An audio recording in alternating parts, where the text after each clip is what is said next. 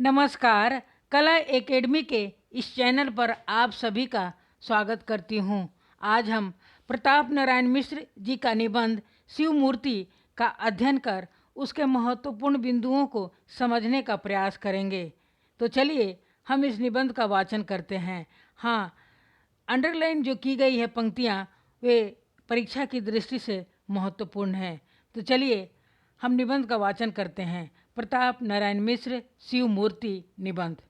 हमारे ग्राम देव भगवान भूतनाथ सब प्रकार से अकथ्य, अप्रत्यकर्य एवं अचिंत्य हैं। तो भी उनके भगत जन अपनी रुचि के अनुसार उनका रूप, गुण, स्वभाव कल्पित कर लेते हैं। उनकी सभी बातें सत्य है, अतः उनके विषय में जो कुछ कहा जाए सब सत्य है। मनुष्य की भांति वे नाड़ी आदि बंधन से बद्ध नहीं है, इससे हम उनको निराकार कह सकते हैं और प्रेम दृष्टि से अपने हृदय मंदिर में उनका दर्शन करके साकार भी कह सकते हैं। यथा तथ्य वर्णन उनका कोई नहीं कर सकता, तो भी जितना जो कुछ अभी तक कहा गया है और आगे कहा जाएगा सब शास्त्रार्थ के आगे निरी बकबक है और विश्वास के आगे मन शांति कारक सत्य है। महात्मा कबीर ने इस विषय में कहा है, वह निहायत सच है कि जैसे कई अंधों के आगे हाथी आवे और कोई उसका नाश बता दे तो सब उसे टटोलेंगे। यह तो संभव ही नहीं है कि मनुष्य के बालक की भांति उसे गोद में ले के सब कोई अवयव का ठीक ठीक बोध कर ले।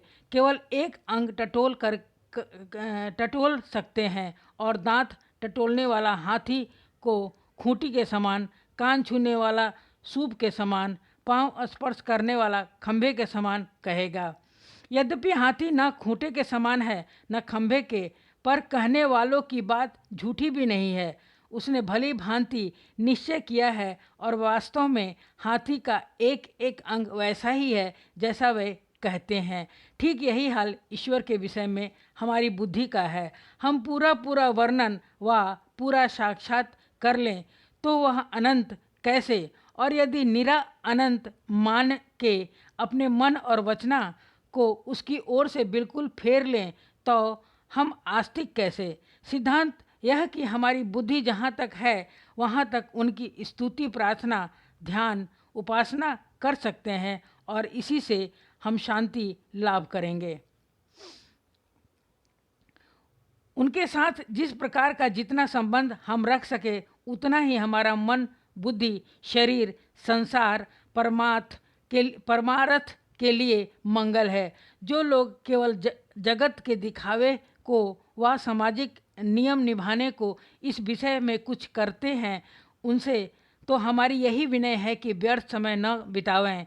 जितनी देर पूजा पाठ करते हैं, जितनी देर माला सरकाते हैं, उतनी देर कमाने, खाने, पढ़ने, गुनने में ध्यान दे तो भला है। और जो केवल शास्त्रार्थी आस्तिक हैं, वे भी व्यर्थ ईश्वर को अपना पिता बना के निज माता को कलंक लगाते हैं। माता कह के विचारे जनक को दोषी ठहराते हैं।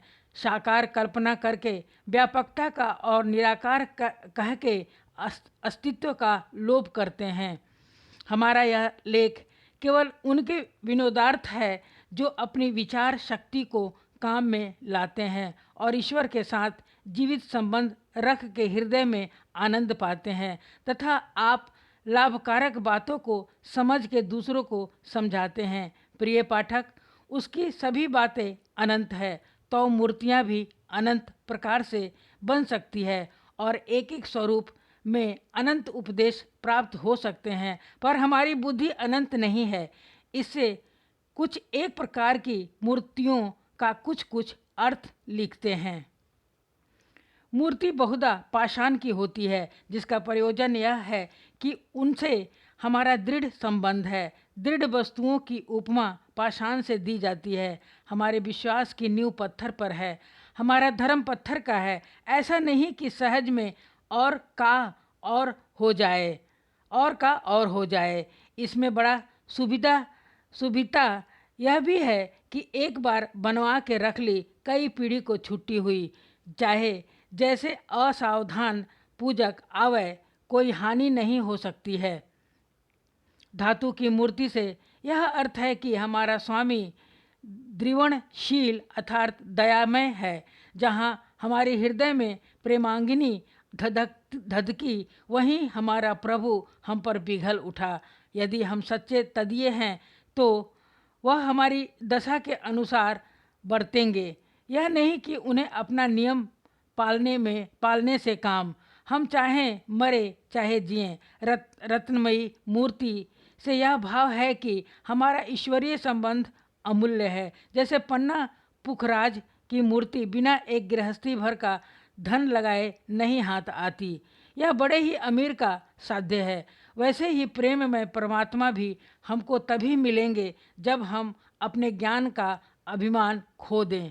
यह भी बड़े ही मनुष्य का काम है। मृत्तिका की मूर्ति का यह अर्थ है कि उनकी सेवा हम सब ठौर कर सकते हैं। जैसे मिट्टी और जल का अभाव कहीं नहीं है, वैसे ही ईश्वर का वियोग कहीं नहीं है। धन और गुण का ईश्वर प्राप्ति में कुछ काम नहीं, वह निर्धन के धन हैं। हुनरमंदों से पूछे जाते हैं बाबे हुनर पहले, या यूँ समझ लो कि सब पदार्थ आदि और अंत में ईश्वर से उत्पन्न है, ईश्वर ही में लय होते हैं। इस बात से दृष्टांत मट्टी से खूब घटता है। गोबर की मूर्ति यह सिखाती है कि ईश्वर आत्मिक रोगों का नाशक है, हृदय मंदिर की कुवासना रूपी दुर्गंध को हरता है। पारे की मूर्ति में यह भाव है कि प्रेम देव हमारे पुष्टि कारक सुगंध पुष्टि वर्धनंग। यह मूर्ति बनवाने की सामर्थ्य न हो तो पृथ्वी और जल आदि अष्ट मूर्ति बनी बनाई पूजा के लिए विद्यमान है। वास्तविक प्रेम मूर्ति मनोमंदिर में विराजमान है, पर यह दृश्य मूर्तियाँ भी निरर्थक नहीं है। इनके कल्पनाकारी मूर्ति निंदकों से अधिक पढ़े लिखे थे। मूर्तियों के रंग भी यद्यपि अनेक होते हैं, पर मुख्य रंग 3 हैं। श्वेत, जिसका अर्थ यह है कि परमात्मा शुद्ध है, स्वच्छ है, उसकी किसी बात में किसी का कुछ मेल नहीं है, पर सभी उसके ऐसे आश्रित हो सकते हैं जैसे उजले रंग पर सब रंग। वह त्रिगुणातीत तो हुई, पर त्रिगुणालय भी उसके बिना कोई नहीं। यदि हम शतोगुणमय भी कहें तो बेअदबी नहीं करते। दूसरा लाल रंग है जो रजोगुण का वर्ण है। ऐसा कौन कह सकता है कि यह संसार भर का ऐश्वर्य किसी और का है। और लीजिए, कविता के आचार्यों ने अनुराग का रंग लाल कहा है, फिर अनुराग देव का रंग और क्या होगा। तीसरा रंग काला है, जिसका भाव सब सोच सकते हैं कि सबसे पक्का यही रंग है, इस पर दूसरा रंग नहीं चढ़ता। ऐसे ही प्रेमदेव सबसे अधिक पक्के हैं, उन पर और का रंग क्या चढ़ेगा।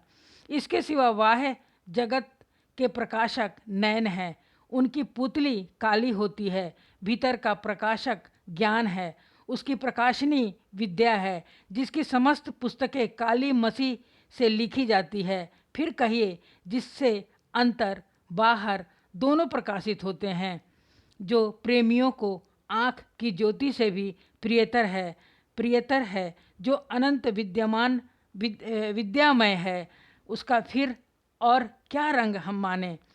हमारे रसिक पाठक जानते हैं किसी सुंदर व्यक्ति के आँखों में काजल और गोरे गोरे गाल पर तिल कैसा भला लगता है कि कवियों भरे की पूरी शक्ति, रसिकों भर का स्वार्थ एक बार उस शोभा पर निछावर हो जाता है। यहाँ तक कि जिनके असली तिल नहीं होता, उन्हें सुंदरता बढ़ाने की कृत्रिम तिल बनाना पड़ता है। फिर कहिए तो सर्व शोभा में परम सुंदर का कौन रंग कल्पना करोगे। समस्त शरीर में सर्वोपरि सिर है, उस पर केस कैसे होते हैं। फिर सर्वोत्कृष्ट देवाधिदेव का और क्या रंग है। यदि कोई बड़ा मैदान हो लाखों कोस का और रात को उसका अंत लिया चाहो तो 100-200 दीपक जलाओगे, पर क्या उनसे उसका छोर देख लोगे? केवल जहाँ दीप ज्योति है वहीं तक देख सकोगे, फिर आगे अंधकार ही तो है। ऐसे ही हमारे अगणित ऋषियों की सब की बुद्धि जिसका ठीक हाल नहीं प्रकाश जिसका ठीक हाल नहीं प्रकाश शक्ति उसे अप्रकाशवत न माने तो क्या माने। रामचंद्र कृष्णचंद्र आदि को यदि अंग्रेजी जमाने वाले ईश्वर न माने तो भी यह मानना पड़ेगा कि हमारी अपेक्षा ईश्वर से और उनसे अधिक संबंध था। फिर हम क्यों न कहें कि यदि ईश्वर का अरितत्व है तो इसी रंग ढंग का है। अब आकारों पर ध्यान दीजिए। अधिकतर शिव मूर्ति लिंगाकार होती है जिसमें हाथ, पाँव, मुख कुछ नहीं होते। सब मूर्ति पूजक कह देंगे कि हमको साक्षात ईश्वर नहीं मानते, न उसकी यथा तथ्य प्रति कृति माने, केवल ईश्वर को सेवा करने के लिए एक संकेत चिन्ह मानते हैं। यह बात आदि में शैवों ही के घर से निकली, क्योंकि लिंग शब्द का अर्थ ही चिन्ह है। सच भी यही है, जो वस्तु बाह्य नेत्रों से नहीं देखी जाती उसकी ठीक ठीक मूर्ति ही क्या। आनंद की कैसी मूर्ति, दुख की कैसी मूर्ति, रागनी की कैसी मूर्ति, केवल चित्तवृत्ति, केवल उसके गुणों का कुछ द्योतन, बस ठीक शिव मूर्ति यही है। सृष्टि, कर्तृत्व, अचिंत्यत्व, अप्रतिमत्व, कई एक बातें लिंगाकार मूर्ति से ज्ञात होती है। ईश्वर यावत संसार का उत्पादक है। ईश्वर कैसा है यह बात पूर्ण रूप से कोई नहीं वर्णन कर सकता, अर्थात उसकी सभी बातें गोल है। बस जब सभी बातें गोल है तो चिन्ह भी हमने गोल मोल कल्पना कर लिया। यदि नतस्य प्रतिमास्ति का ठीक अर्थ यही है कि ईश्वर प्रतिमा नहीं है, ता इसकी ठीक सिद्धि ज्योतिर्लिंग ही से होगी, क्योंकि जिसमें हाथ, पाँव, मुख, नेत्रादि कुछ भी नहीं है उसे प्रतिमा कौन कह सकता है। पर यदि कोई मोटी बुद्धि वाला कहे कि जो कोई अवयव ही नहीं, तो फिर यही क्यों नहीं कहते कि कुछ नहीं है। हम उत्तर दे सकते हैं कि आँखें हो तो धर्म से कह सकते हो कि कुछ नहीं है। तात्पर्य यह कि कुछ है और कुछ नहीं है। दोनों बातें ईश्वर के विषय में न कही जा सके, न नहीं कही जा सके, और हाँ कहना भी ठीक है एवं नहीं कहना भी ठीक है। इसी भांति शिवलिंग भी समझ लीजिए। वह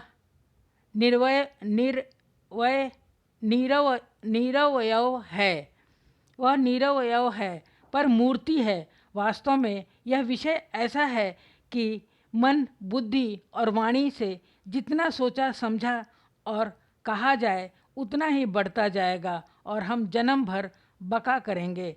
पर आपको यही जान पड़ेगा कि अभी श्री गणेशाय नमः हुई है। इसी से महात्मा लोग कह गए हैं कि ईश्वर को वाद में न ढूंढो पर विश्वास में। इसलिए हम भी योग्य समझते हैं कि सावयव मूर्तियों के वर्णन की और झुके जानना चाहिए कि जो जैसा होता है उसकी कल्पना भी वैसी ही होती है। यह संसार का जातीय धर्म है कि जो वस्तु हमारे आसपास है उन्हीं पर हमारी बुद्धि दौड़ती है। फारस, अरब और इंग्लिश देश के कवि जब संसार की अनित्यता वर्णन करेंगे तो कब्रिस्तान का नक्शा खींचेंगे, क्योंकि उनके यहाँ श्मशान होते ही नहीं हैं। वे यह न कहें तो क्या कहें कि बड़े बड़े बादशाह खाक में दबे हुए सोते हैं। यदि कब्र का तख्ता उठाकर देखा जाए तो शायद 2-4 हड्डियाँ निकलेगी, जिन पर यह नहीं लिखा कि यह सिकंदर की हड्डी है या दारा की इत्यादि। हमारे यहाँ उक्त विषय में श्मशान का वर्णन होगा, क्योंकि अन्य धर्मियों के आने से पहले यहाँ कब्रों की चाल ही न थी। यूरोप में खूबसूरती के बयान में अलकाबली का रंग काला कभी न कहेंगे, अलकाबली का रंग काला कभी न कहेंगे। यहाँ ताम्रवर्ण सौंदर्य का अंग न समझा जाएगा। ऐसे ही सब बातों में समझ लीजिए, तब समझ में आ जाएगा कि ईश्वर के विषय में बुद्धि दौड़ाने वाले सब कहीं सब काल में मनुष्य ही हैं। अतएव उसके स्वरूप की कल्पना मनुष्य ही के स्वरूप किसी सब ठौर की गई है। इंजिल और कुरान में भी कहीं कहीं खुदा का दाहिना हाथ, बायां हाथ इत्यादि वर्णित है। वरंच यह खुला हुआ लिखा है कि उसने आदम को अपने स्वरूप में बनाया। चाहे जैसी उलटफेर की बातें मौलवी साहब और पादरी साहब कहें, पर इसका यह भाव कहीं न जाएगा कि ईश्वर यदि सावयव है तो उसका भी रूप हमारे ही रूप का सा होगा, हो चाहे जैसा। पर हम यदि ईश्वर को अपना आत्मीय मानेंगे तो अवश्य ऐसा ही मान सकते हैं जैसों से प्रत्यक्ष में हमारा उच्च संबंध है। हमारे माता पिता, भाई बंधु, राजा, गुरु, जिनको हम प्रतिष्ठा का आदर एवं आधे कहते हैं, उन सब के हाथ, पाँव, नाक, मुंह हमारे हस्त पदादि से निकले हुए हैं। तो हमारे प्रेम और प्रतिष्ठा का सर्वोत्कृष्ट संबंधी कैसा होगा? बस इसी मत पर सावयव सब मूर्ति मनुष्य की सी मूर्ति बनाई जाती है। विष्णुदेव की सुंदर सौम्य मूर्तियाँ प्रेमोत्पादनार्थ है, क्योंकि खूबसूरती पर चित्त अधिक आकर्षित होता है। भैरवादि की मूर्तियाँ भयानक है, जिसका यह भाव है कि हमारा प्रभु हमारे शत्रुओं के लिए महाभयजनक हैं। अथच हम उनकी मंगलमय सृष्टि में हलचल डालेंगे तो वह कभी उपेक्षा न करेगा। उसका स्वभाव क्रोधी है, पर शिव मूर्ति में कई एक विशेषता है, उसके द्वारा हम यह उपकार यथामति ग्रहण कर सकते हैं। शिव पर गंगा का चिन्ह होने से यह भाव है कि गंगा हमारे देश की सांसारिक और परमार्थिक सर्वस्व है और भगवान सदा शिव विश्वव्यापी हैं। अतः विश्वव्यापी की मूर्ति कल्पना में जगत व सर्वोपरि पदार्थ ही शिर स्थानी कहा जा सकता है। दूसरा अर्थ यह है कि पुराणों में गंगा की विष्णु के चरण से उत्पत्ति मानी गई है और शिव जी को परम वैष्णव कहा है। उस परम वैष्णवता की पुष्टि इससे उत्तम और क्या हो सकती है कि उनके चरण निर्गत जल को सिर पर धारण करे। ऐसे ही विष्णु भगवान को परम शैव लिखा है कि भगवान विष्णु नित्य सहस्त्र कमल पुष्पों से सदा शिव की पूजा करते थे। एक दिन एक कमल घट गया तो उन्होंने यह विचार किया कि हमारा नाम कमल नयन है। अपना नेत्र कमल शिव जी के चरण कमल को अर्पण कर दिया। सच है, अधिक शैवता और क्या हो सकती है। हमारे शास्त्रार्थी भाई ऐसे वर्णन पर अनेक कुतर्क कर सकते हैं, पर उनका उत्तर हम कभी पुराण प्रतीतिपादन से देंगे। इस अवसर पर हम इतना ही कहेंगे कि ऐसे ऐसे संदेह बिना कविता पढ़े कभी नहीं दूर होने के। हाँ, इतना हम कह सकते हैं कि भगवान विष्णु की शैवता और भगवान शिव की वैष्णवता का आलंकारिक वर्णन है। वास्तव में विष्णु अर्थात व्यापक और शिव अर्थात कल्याणमय, यह दोनों एक ही प्रेम स्वरूप के नाम हैं, पर उसका वर्णन पूर्णतया असंभव।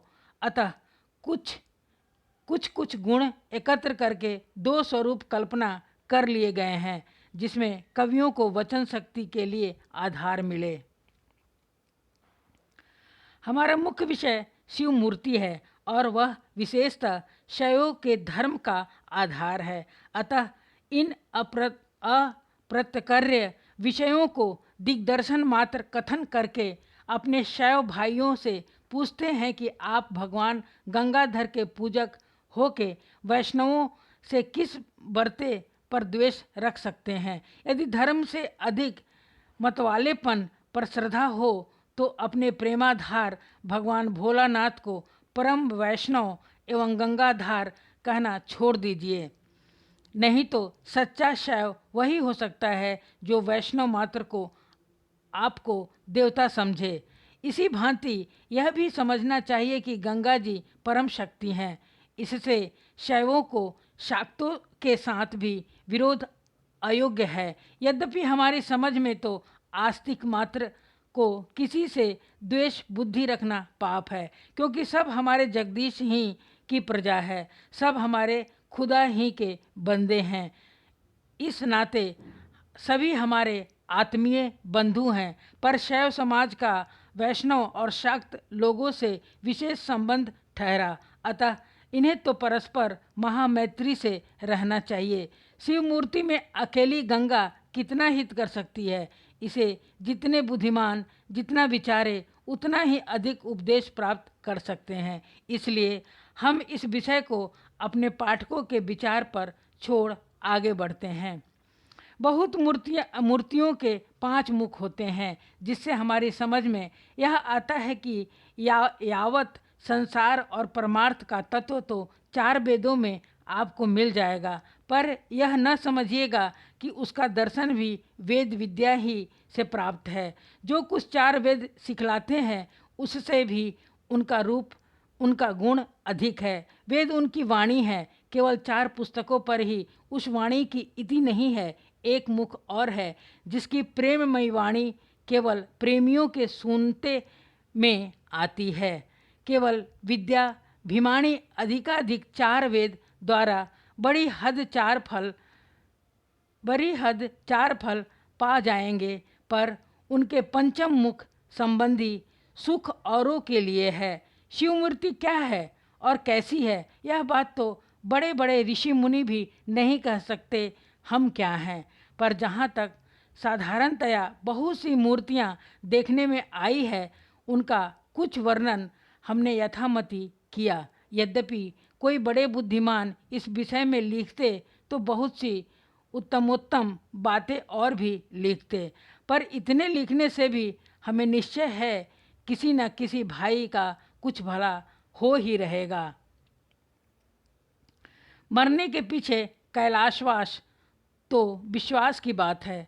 हमने न कैलाश देखा है, न किसी देखने वाले से कभी वार्तालाप अथवा पत्र व्यवहार किया है। हाँ, यदि होता होगा तो प्रत्येक मूर्ति के पूजक को ही रहेगा, पर हमारी इस अक्षरमयी मूर्ति के सच्चे सेवकों को संसार ही में कैलाश का मुख प्राप्त होगा, इसमें संदेह नहीं है, क्योंकि जहाँ शिव है वहाँ कैलाश है। तो जब हमारे हृदय में शिव होंगे तो हमारा हृदय मंदिर क्यों न कैलाश होगा। हे विश्वनाथ, कभी हमारे हृदय मंदिर को कैलाश बनाओगे, कभी वह दिन दिखलाओगे कि भारतवासी मात्र केवल तुम्हारे हो जाएं और यह पवित्र भूमि फिर कैलाश हो जाए। जिस प्रकार अन्य धातु पाषाणादि निर्मित मूर्तियों का रामनाथ, वैद्यनाथ, आनंद देवेश्वर, खेरेश्वर आदि नाम होता है, वैसे इस अक्षरमयी शिव मूर्ति के अगणित नाम हैं। हृदयेश्वर, मंगलेश्वर, भारतेश्वर इत्यादि, पर मुख्य नाम प्रेमेश्वर है। कोई महाशय प्रेम का ईश्वर न समझे। मुख्य अर्थ है कि प्रेममय ईश्वर। इनका दर्शन भी प्रेम चक्षु के बिना दुर्लभ है। जब अपनी अकर्मण्यता का और उनके एक एक उपकार का सच्चा ध्यान जमेगा, तब अवश्य हृदय उमड़ेगा और नेत्रों से अश्रुधारा बह चलेगी। उस धारा का नाम प्रेम गंगा है। उसी के जल से स्नान कराने का महात्म्य है। हृदय कमल उनके चरणों पर चढ़ाने से अक्षय पुण्य है। यह तो इस मूर्ति की पूजा है जो प्रेम के बिना नहीं हो सकती। पर यह भी स्मरण रखिए कि यदि आपके हृदय में प्रेम है तो संसार भर के मूर्तिमान और अमूर्तिमान सब पदार्थ शिव मूर्ति हैं, अर्थात कल्याण का रूप है। नहीं तो सोने और हीरे की मूर्ति तुच्छ है। यदि उससे स्त्री का गहना बनवाते तो उसकी शोभा होती, तुम्हें सुख होता, भैया चारे में नाम होता, विपत्ति काल में निर्वाह होता। पर मूर्ति से कोई बात सिद्ध नहीं हो सकती। पाषाण, धातु, मृतिका का कहना ही क्या है, स्वयं तुच्छ पदार्थ है। केवल प्रेम ही के नाते ईश्वर है। नहीं तो घर की चक्की से भी गए बीते पानी पीने के भी काम के नहीं। यही नहीं, प्रेम के बिना ध्यान ही में क्या ईश्वर दिखाई देगा। जब चाहो आंखें मूंद के अंधे की नकल कर देखो, अंधकार के सिवाय कुछ न सूझेगा। वेद पढ़ने में हाथ मुंह दोनों दुखेंगे। अधिक श्रम करोगे, दिमाग में गर्मी चढ़ जाएगी। खैर, इन बातों के बढ़ाने से क्या है। जहाँ तक सहृदयता से विचार कीजिएगा, वहाँ तक यही सिद्ध होगा कि प्रेम के बिना वेद झगड़े की जड़, धर्म बेसिर पैर के काम, स्वर्ग शेख चिल्ली का महल, मुक्ति प्रेत की बहिन है। ईश्वर का तो पता ही लगना कठिन है। ब्रह्म शब्द ही नपुंसक अर्थात है और हृदय मंदिर में प्रेम का प्रकाश है, तो संसार शिवमय है, क्योंकि प्रेम ही वास्तविक शिव मूर्ति अर्थात कल्याण का रूप है। आप सबने इस निबंध को सुना और देखा, इसके लिए मैं आप सभी का बहुत बहुत धन्यवाद करती हूँ। कृपया वीडियो को लाइक, सब्सक्राइब और शेयर अवश्य करें, ताकि अन्य विद्यार्थी भी इससे लाभान्वित हो सके। धन्यवाद। जय हिंद।